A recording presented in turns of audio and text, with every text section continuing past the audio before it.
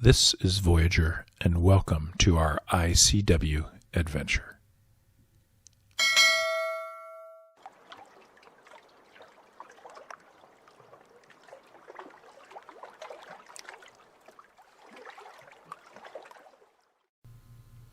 Leaving our anchorage early, we had to put a lot of miles behind us to make our marina reservation in North Myrtle, some 74 miles ahead to be specific.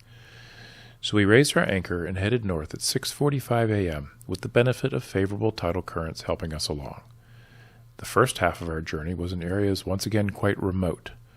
More tidal low-country creeks linked by man-made canals that are evidenced by long, straight runs in this section of the ICW.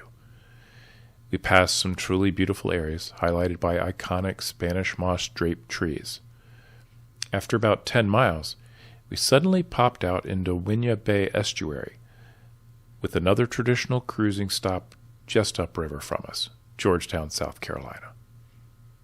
We continued to be out of sync, if you will, with many of these historic small towns that we seemed to always be passing midday throughout our journey.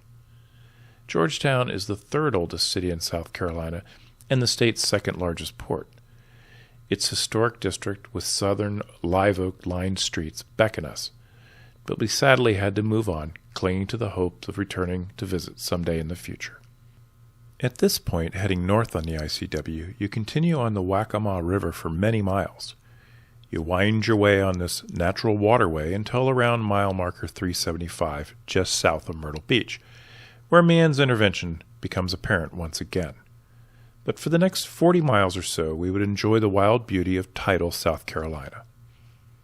The river carries you west and away from the coast through the Waccamaw Wildlife Refuge, before bending east again towards South Carolina's heavily developed resort areas. This is the last section of the traditional low country you see along the ICW. In just a couple of days, we would be in North Carolina and witnessing an entirely different coastal geography. Up ahead, you can see the waterway become obviously altered and the beginnings of the highly developed Myrtle Beach areas to the east.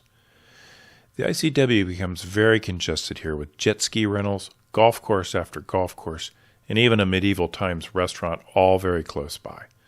The waterfront homes were beautiful and impressive, but we prefer a place with a little less chaos. I mentioned jet skis because we found them everywhere through this stretch of the ICW. Anyone contemplating a trip would be wise to keep sharp attention while navigating. There are literally packs of them, and we had a near collision with a person who was having trouble controlling their watercraft. I would not be surprised to see a clampdown on jet ski traffic on the ICW, and would certainly support any effort to do so. They can definitely create dangerous situations. As the day approached evening, we cautiously worked our way past the congestion in Myrtle Beach and North Myrtle Beach, and were delighted to find we would make our stop at Lightkeepers Marina almost 2 hours earlier than expected. We had averaged almost 6 knots, and arrived at 6 p.m. with plenty of daylight. We were delighted with the service we received at the marina, with staff staying late to assist us in our arrival and to help get us settled in. The next morning, we would move the boat to the back of the marina for a fuel and water fill-up before heading into North Carolina, exactly 2 weeks from our departure way back at Vero Beach, Florida.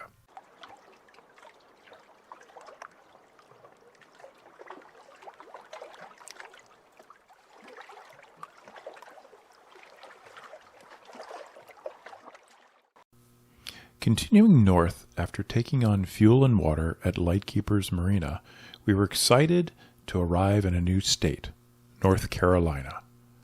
But first, we had to traverse another river with an outlet to the ocean, the Little River. Then we would cross the South Carolina-North Carolina border. To be honest, we were not unhappy to leave the chaos of Myrtle Beach for more natural surroundings. We had a fairly short and direct run to the Cape Fear Southport area and the southern extent of the famed Carolina Outer Banks.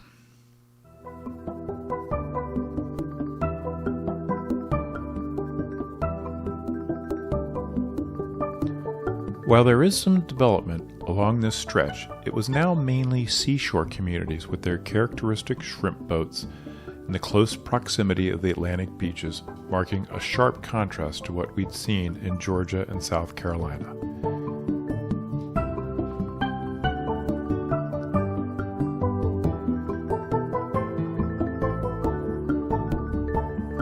The occasional rusting hulk of a fishing vessel was a fairly routine sight. A passage on the ICW is not always a walk in the park. There were a few stretches that provided us with some real challenges to navigation. On this day, we had to negotiate the notorious Lockwoods Folly Inlet, which is always a concern due to shifting sands. Perhaps you can get a sense of this from this Army Corps survey shown here.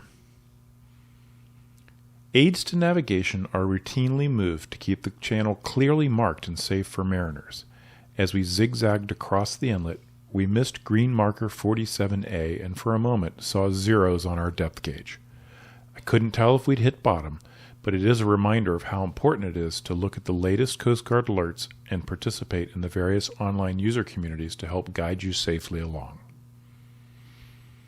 Once beyond Lockwoods, Southport appeared ahead, another popular cruising site along the Cape Fear River.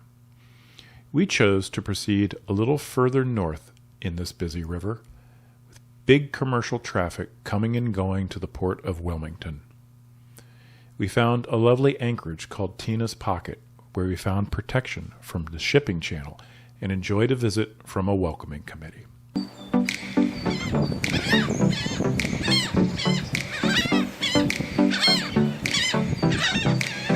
It's becoming redundant to say this, but we did actually enjoy another beautiful sunset, our first in North Carolina.